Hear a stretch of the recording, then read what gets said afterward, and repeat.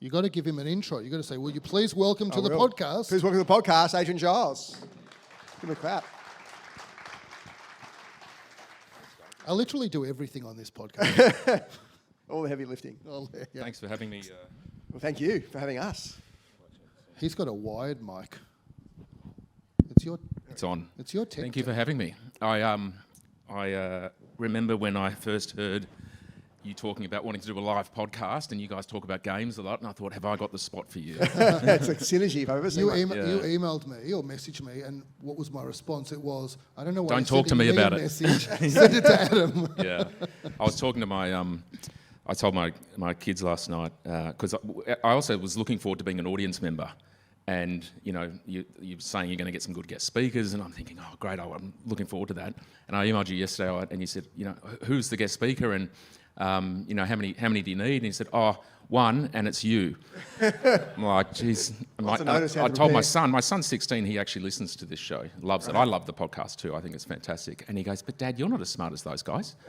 And I said, well, I got 12 hours to get intelligent, articulate, and speak really fast. We can speak very honestly and say you got a much bigger exit much earlier than either of us. So you certainly are as smart as we are. So let's talk about that. So Adrian, we'll get to Fortress in a second, but I think for older people, I'm obviously a more sort of millennial, but as we know, Adir's sort of a baby boomer.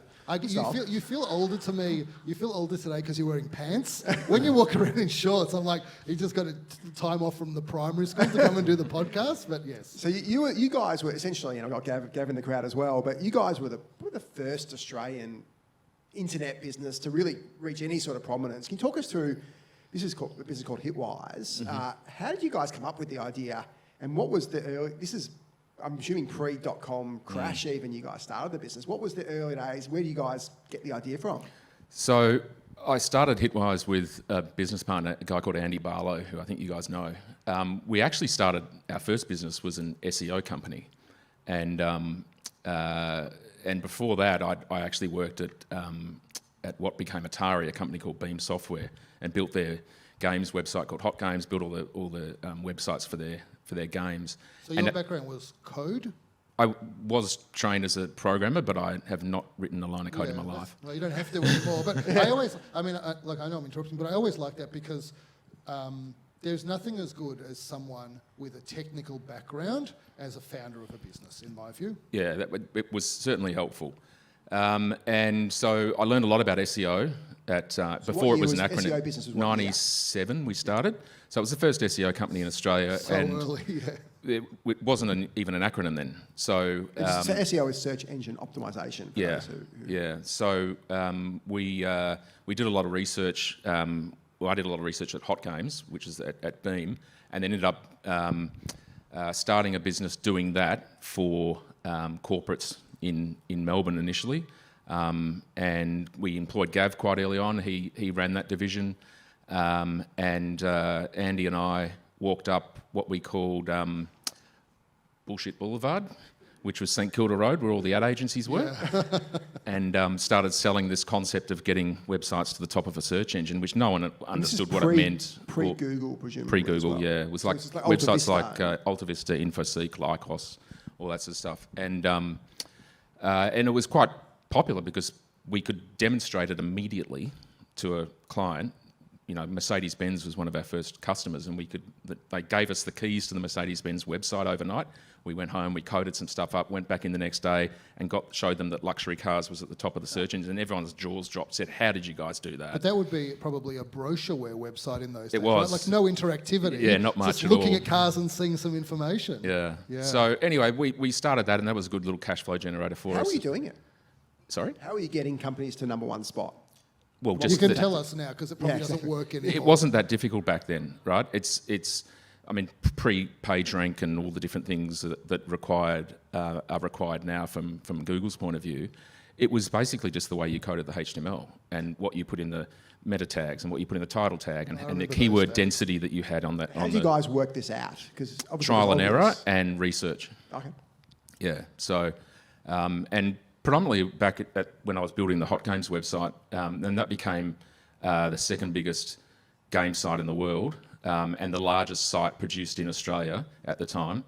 and that was predominantly through search engine optimization that no one else was doing, and some deals we did with the large publishers that had the Netscape Navigator, and Microsoft had the control of when people went on the internet with their 14 4K modems, and they went to the first website they went to was the browsers. And so we did deals with the browsers to get our content on there. Anyway, fast forward from that. Talk about how sexy or otherwise was it when you told people you were doing like this technology startup in 1997 and doing search engine optimization? Difficult to explain to anyone, including investors. And luckily we didn't actually need money for Sinewave. That was called Sinewave Interactive, that business. What we did need money for was Hitwise. So you were early 20s at this stage, right? 23 or 4. Super young. Yeah. And the reason I ask that question is, like, now anyone who says, if you say to someone, what are you doing? And they spend 1 hour a week putting stuff on Facebook Marketplace, they say they're doing a startup, a side hustle startup, and it's super sexy. Yeah. But it's hard to communicate how unsexy it was, probably till 2005 or even later. Yeah, it definitely was. And look, I was working 7 days a week, like you do when a young startup, and so I didn't actually have to explain it to many people other than the people I worked with. So, but to fast forward to answer your question, I mean, Hitwise came about because we saw a need in the market for, when the internet was becoming more commercial, we knew that the internet needed a different measurement system than what was typical for what was being applied to television ratings or radio ratings and so on. And I know you're in that industry at the same time, Adir. I remember with global reviews, like we looked at the market and said, well, company like Nielsen was going to try to apply the TV ratings measurement system to the internet, and we said the internet's a completely different medium. You've got, TV back then had 15, 20 channels max, right? And so it's easy to measure with a small sample size. We knew that the internet had millions of channels, and the only way you could measure it properly was with a much larger sample size. And so we said, how do we get that? We can't go to the individual users. Let's go to the ISPs where the internet traffic goes through, and we developed technology and software and hardware that sits on the backbone of the ISP infrastructure and essentially just tracks everything that goes through. And we ended up with a sample size of over 25 million people in 7 countries, which gave us the largest sample size in the world. So you had to go to US-based ISPs and convince them to let you have that anonymised data for a fee, presumably? Well, funny, yeah, in Australia, we just had a few ISPs back then were also just backyard kind of folks, right? So we just went up to someone and said, hey, we've got this idea. Can we put this technology on your network and capture this data, and we'll tell you a bit about what your users are doing? And they're like, yeah, right. And so the first bit of data we got was, it was pretty crazy times back then, right? The first bit of data was from those guys, and then it had to become more commercial. This is pre... This is 1999. Yeah, so this is the internet, go back to 25 years ago, but internet was you had Amazon growing at 2,000% a year. It was going nuts back then. Yeah. DavNet 20xing in a year. Yes. And so you guys were playing in this space. The internet was going off. Yeah. And you raised capital around this time for the first time? Yeah, we raised our first, seed Series A in 99. Who invested? Was this family office or was this... Well, this is also when there was not much venture capital in Australia. So the only venture capital firm we knew of was a company called Allen and Buckridge. We also went to a few family offices at the time that were interested in the what was becoming the .com boom, or I suppose it was right in the middle of the .com boom at that point. And so we managed to get a few family offices interested, and we also managed to get Allen and Buckridge interested, and they invested alongside the family offices, and we got our first Series A away. Because it kind of went from, being involved with the internet kind of went from nothing, and people didn't understand what it was, an unsexy kind of mid-90s until 98.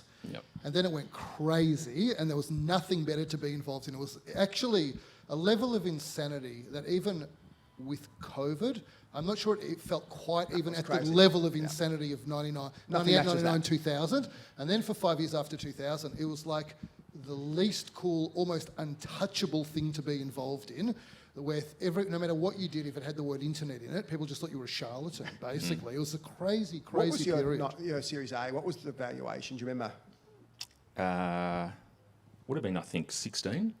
Yeah. So we had good... Which people would have said, how the hell can this be worth $16 million, right? Well, we had good revenue from the services business, and then we'd already built the prototypes for Hitwise, and we had the ISP relationships, and so we presented it all packaged up pretty well. I was looking at the original cap raise deck the other day actually, and there's no way anyone would invest in that now. But at the time, it was pretty good for a deck. So I think you did I was at Freehills as a grad lawyer, and I think it must have been 2003. You did another. Was that your next round, or was the? We actually did another round in right in the middle of the .com crash. Yeah. That was a lot of fun. Horrible. Wow. Was that a down round, or you managed to get an up?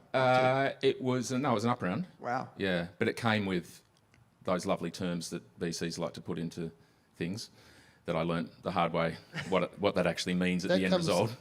When you were doing the legal documents, you would have known the heading for that section is called enslavement. Yeah. I did the next. We did the next round, and I just put the folders together. I didn't actually do the writing. I know. That was 2003. So that was the Insight investment. It was 2003. Oh, so that was then the next round. Yeah. So Insight was fantastic. We actually didn't need the Insight money, but So this is one of the biggest. One of the biggest VCs in the US. PE VC, one of the most respected, one of the most well-known right in the middle of New York City. Yeah. Really an unbelievable brand name. Did nothing in Australia, but for you. Yeah, for a long they time. were fantastic. Even actually. today, an unbelievable brand name if you could get them as absolutely. an Australian, let alone back then. Yeah. So they approached us, and we went through the whole process with them. We explained to them we didn't need the money, and they said, well, we went into New York into their offices on Fifth Avenue. They had this beautiful boardroom looking over at the sort of church up the top of Fifth Avenue.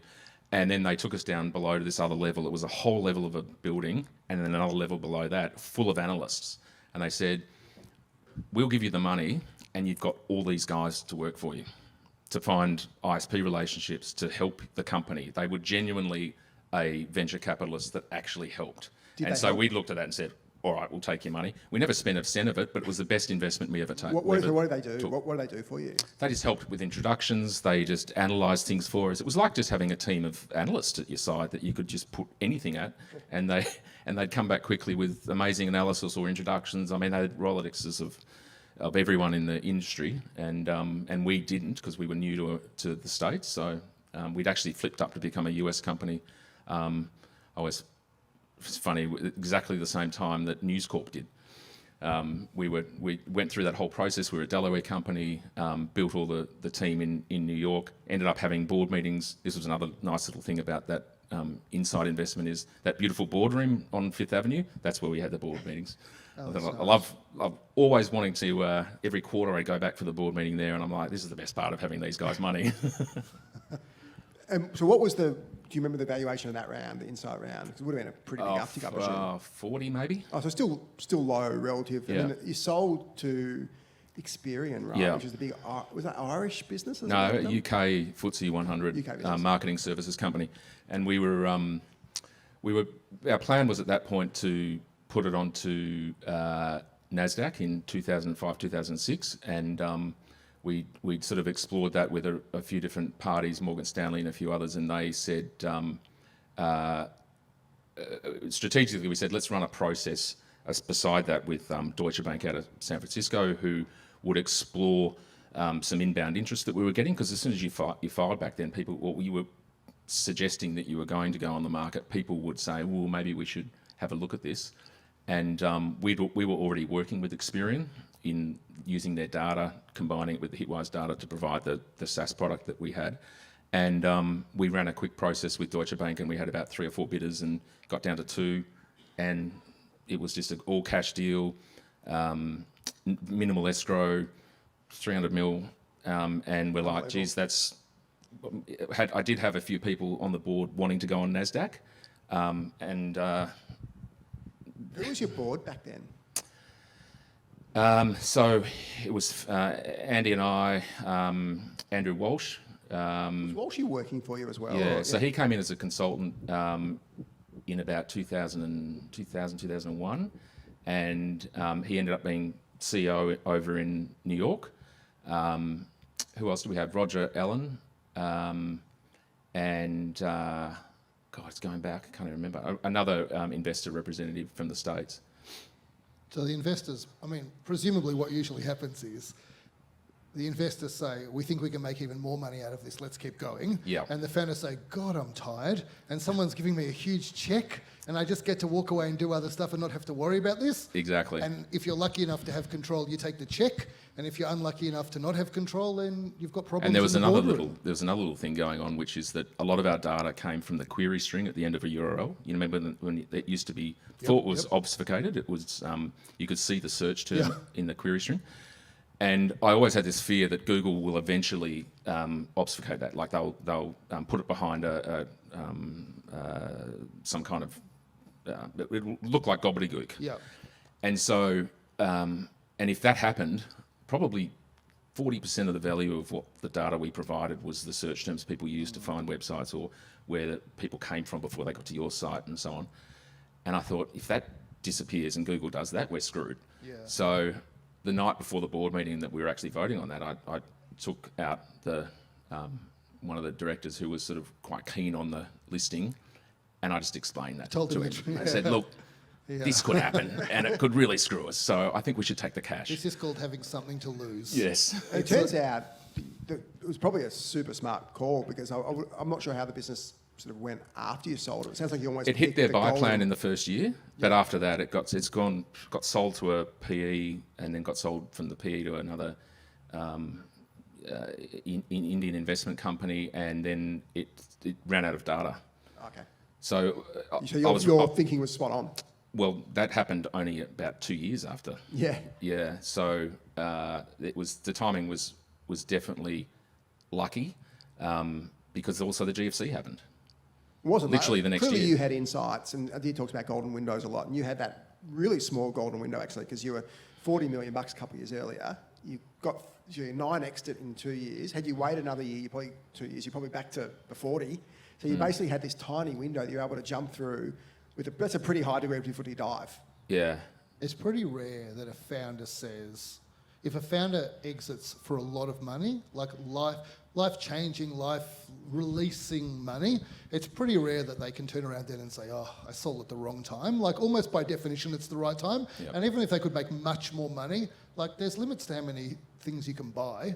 And so I think you were a lot of firsts. I want you to talk about this, but I just want to say that these are your first. Like you were almost the first business that was a big venture-backed exit in Australia. Yep. The size of the exit was the biggest exit. It was probably the first exit more than 250 mil. Yep. It was one of the first software as a service businesses in the world, actual subscription software.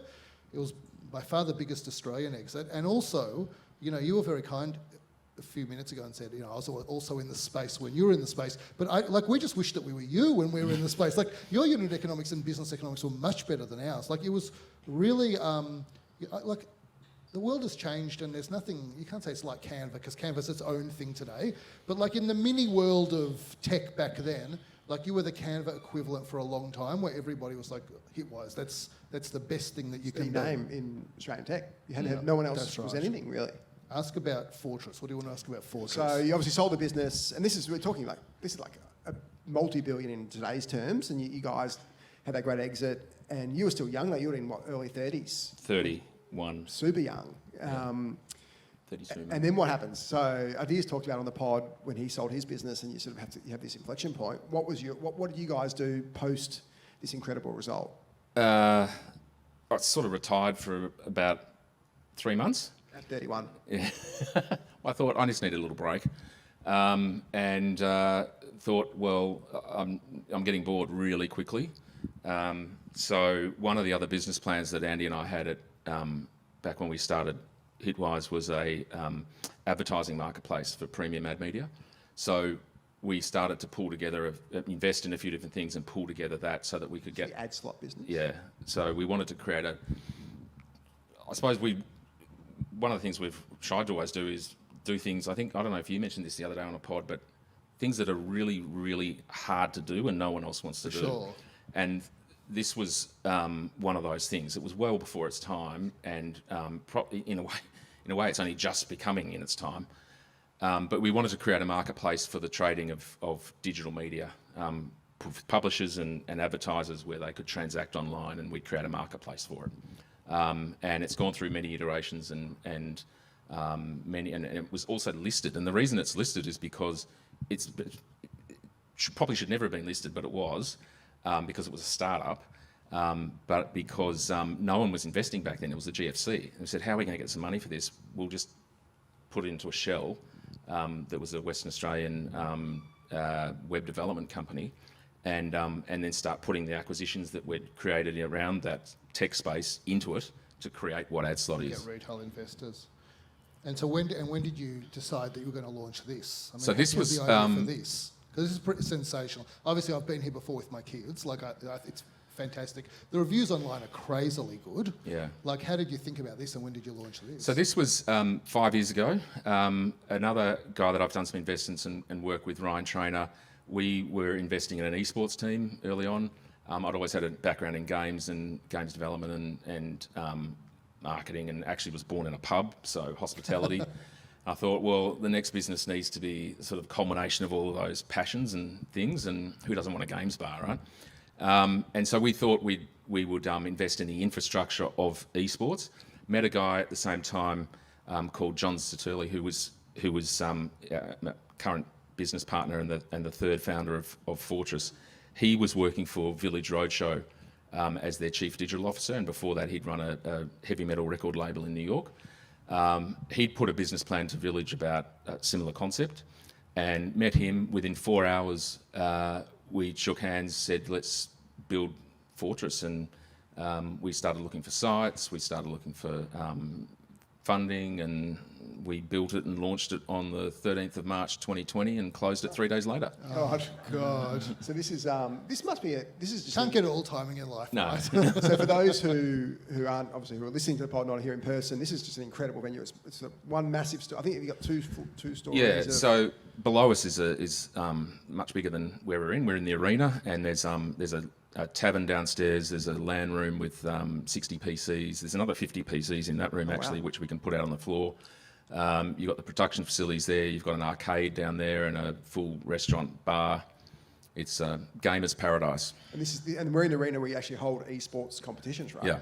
Yeah, we do a lot of esports. How is productions esports going? Because esports was 2 years ago. It was like everywhere. Is it still growing super fast? How's the trend? A lot of people are still playing games. I think what people have learned about esports is that, well, for me personally, owning teams is not a way to make money. Players will sometimes make money, but it was definitely a bit of a bubble around the teams. But people love watching other people play games, and that content will always be popular.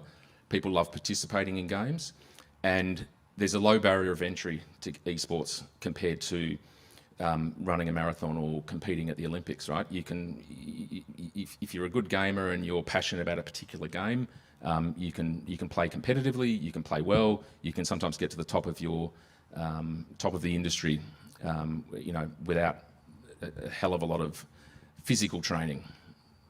Mental and physical, but not as much physical as running a marathon. This is what I think about esports. I remember, the games that I played for esports are not my kind of games. They're like Dota 2, etc. Like, that's not what I play. But this is how I feel about it. I remember back in to the 2000s, you had lots of eyeballs that were going to the internet. But if you look, and they were moving away from broadcast television and newspapers.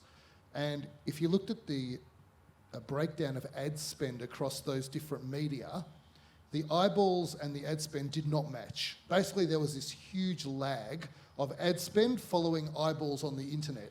And there was a company called eMitch, remember that business, the Mitchell business? It was super undervalued, and like my view with my global reviews business partner, Adam, as it happened, was this is going to have to fly at some point, because the dollar value is going to go and chase the eyeballs at some point, and eMitch will become popular, and it did eventually. And the way I feel about esports is it's still trying to figure out what it is, and you've got platforms like Twitch, which personally I think is a declining platform now, but other platforms that are emerging, an Aussie one that's emerging, Kick, that are providing this, and YouTube, that are providing this way for people to engage with people playing games. And then you've got all these esports tournaments, and the world is still working out how do we go and monetize the audience that's watching it. But I think it will come. Yeah, I think it will. Our approach has always been esports is a very small part of what we do. We did call ourselves Fortress Esports, but that's because that's where we thought that we were beginning.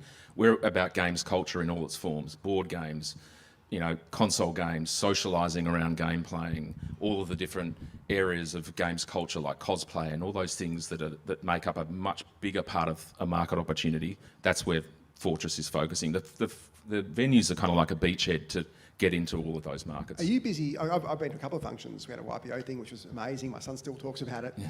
Are you busy every night? Are you seasonal? How does it go? There's probably 2 nights that we're still working on getting busy, but Monday nights we have game-themed trivia, it's full. Wednesday nights board game night, it's full. Lots of Fridays, board game Saturdays, reviews online. Yeah. Sundays we have Dungeons and Flagons, which is like Dungeons and Dragons games, but we're obviously promoting the flagons as well. Now, my theory in Australia is anything that's a bit more alcohol, it just regenerates the entire industry. Yeah. Is that's also with mini golf and bowling, you do it with Dungeons and Dragons, you just put alcohol to it, and it's like a new generation of food. It's off in a day. And you got superstar. And you got some multi-filters, multi-dollar catholics in there.